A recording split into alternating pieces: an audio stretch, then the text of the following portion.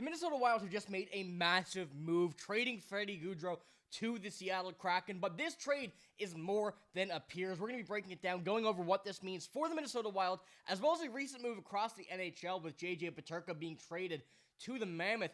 What this means for a guy like Marco Rossi, who was a very similar comparison, and things are heating up in the trade market, ladies and gentlemen, and the Minnesota Wild are getting straight to the middle of it. We're going to be breaking down all this here in the video. Before we do get into it, though, be sure to hit the sub button if you haven't already. As I've been mentioning in every video, we've got so much Wild news coming to you, you won't want to miss it. So be sure to hit the sub button if you haven't already. Just over 90% of you guys watching right now have not hit that button, believe it or not. But let's get straight into this video here. So I want to start off with the trade for Freddy Gaudreau. We'll jump into the JJ Peterka stuff here in a little bit because that's something we've been talking about a lot. There's the kind of things that the Freddy Gaudreau trade kind of leans into it in that way, so we'll make a nice little smooth transition into that here in a bit. But David Pagnotta tweeted this out from an Elliot Friedman tweet. Friedman announced the trade for a draft pick, Freddy Gaudreau.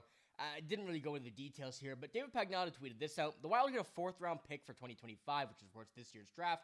Gaudreau has a $2.1 million cap hit for 3 years remaining on his deal. Now, Freddy Gaudreau, gotta say, one player I really loved on this team. He was on a phenomenal contract, but the contract was a bit longer than we would have liked. And this move was strictly a cap dump for moves that will be made later on, and expected a move that will be happening later on here in this, draft, whether it is the draft, free agency, something in the next couple weeks. This trade is directly impacting that to free up that little bit of cap space, and kind of going over to what Marco Rossi said here as well. That was really the big reason behind it. He said, as I threw in here a few minutes ago from an Athletic article, I have a little bit from that here that we're going to touch on. He said, I heard Freddy Gaudreau could be on the move, of course, which happened, heading to Seattle for a pick and a contract dump. The Wild get out of a rest of his 3-year, $2.1 million deal, gives him $17.7 in the cap space that they will use to spend on a few other players that we know we've kind of heard some names rumbling around the NHL in these trade rumors. Now, I want to jump in as well to a little Freddy Gaudreau stats. 37 points, 82 games, 15 minutes time on ice. He was a third, fourth line guy that you could really trust. The big thing is, though, I think what a lot of people were kind of not worried about necessarily, but wish that was cleared up was that $2.1 million a little bit earlier. He's 32, would be 35 when it expires, and even though the Wild are freshly out of that cap, kind of mess that we got left behind from Ryan Suter and Zach Parise, they still want as much money as possible to make sure that this team can get past the second round. That's the big thing that we know we've been really trying to see the past little while, is get past that second round, finally break through and go from there. But the Wild lineup right now needs that extra bit of goal scoring, that extra bit of offense on the top 6 part. That's where all of this kind of coming in. That's where a big impact from this trade is. So going back to that Marco Rossi article, what he had to say, Ryan Hartman is another one that currently has a no-move clause until Monday night. The Wild could theoretically look to trade him this offseason once he turns to 15-team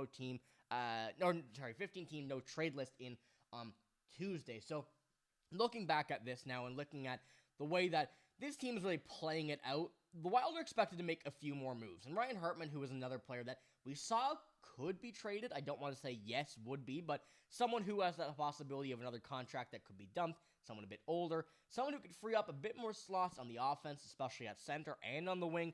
A lot of moves could be made here, and I think that this is all going to be really determining on what happens with Marco Rossi and how this JJ Peterka trade really kind of brought this into consideration here. So I want to know what you guys think as well. First of all, about the Freddy Gaudreau trade. Obviously, I know a lot of you guys love him. I love him too.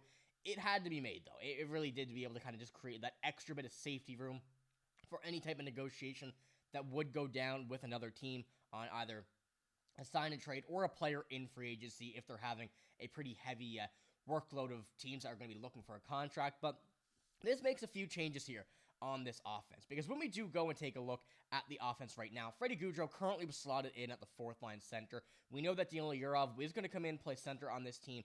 Now, where it is, we're not sure, but Ryan Hartman as well there, a 3rd line right winger, making $4 million, a year or 2 years left on that deal, 30 years old, playing the wing and center. He's another guy that I think has a good option to be moved here, and as Marco Rossi said, clear that cap space up to get around at that point would be $21 million. It does seem like it's bound to happen at some point. Now, this could mean that Marco Rossi could come back. This could mean that they're trying to get somebody who is already on an extended deal for Marco Rossi or a sign-and trade. I think it's giving a lot of options here, and this is where the JJ Peterka trade comes into play, and I think that this is something that the Wild have been keeping very close eyes on, especially since they've been linked to JJ Peterka in a trade that could have gone down with the Minnesota Wild and the Buffalo Sabres, not the Boston Bruins, excuse me. And JJ Peterka for Marco Rossi was kind of an idea that a lot of people had been talking about. Now, when we do go look at what Pierre LeBrun tweeted out here, the trade was being arranged. That was reported, came down to happen. There was some hiccups along the way, but Frank Seravalli, when he did tweet up the trade call was being arranged, Pierre LeBrun tweeted this. It was Matt Kesselring and Josh Doan going to Buffalo in return for JJ Peterka. That was it. 3 players, no picks, no retention, nothing like that. And Peterka did get an extension along the way. It was a pending RFA, of course, and that's where the Wild and the Sabres were kind of in talks. It could have been a trade both the RFAs, sign them in that way, but he got a 5-year, $7.7 million AAV. Now, this comes into play when we take a look at Marco Rossi's contract and what the projection is supposed to be. And according to AFP Analytics, this is a graphic that we've been having up quite a bit. 7 by 7.4, I guess we'll call it. We'll call it 7.4 instead of 7.3.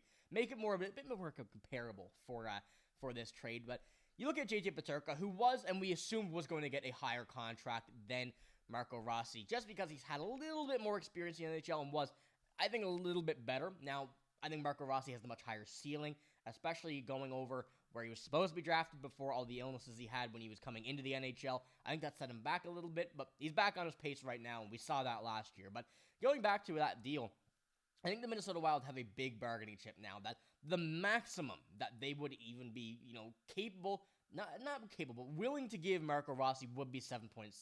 I think they acknowledge that JJ Peterka is better than Marco Rossi at this very moment, going on a 5-year deal. They want to likely give him less than 7, as that's what Matt Boldy is getting. He is on a steal of a contract, though.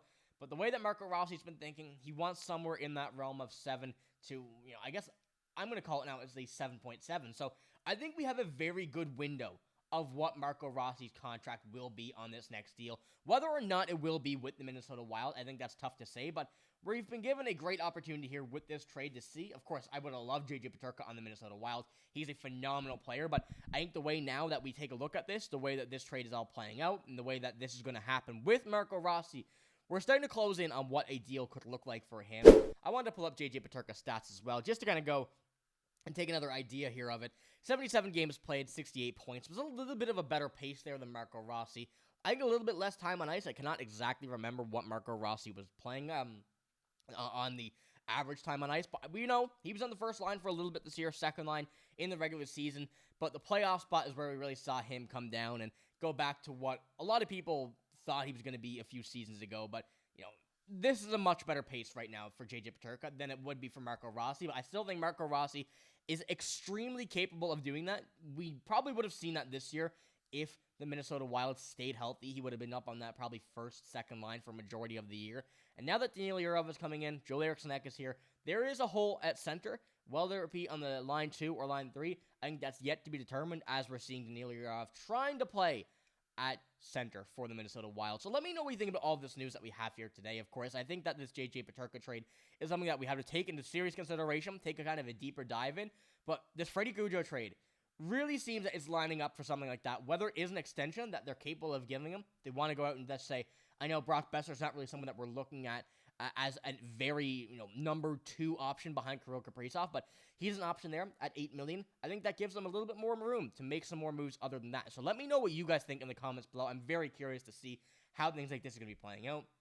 We may see a Ryan Hartman trade come soon on July 1st. We got a couple days until then. So if you're looking for your Wild news and you want to stay up to date with all this stuff, be sure to hit the sub button. We got a lot of it coming right here for you guys throughout this week. And of course, the draft is tomorrow. Very interesting look there as the Minnesota Wild do not have a first-round pick, although they do have a very important second-rounder that may be moved, may be picked, and may be a very impactful player. So you want to stick around for that. But that's all we got in this video. If you did enjoy, give it a like, hit the sub button as well. I'm signing out, though. Thanks for watching. Hope you have a great day. See you later.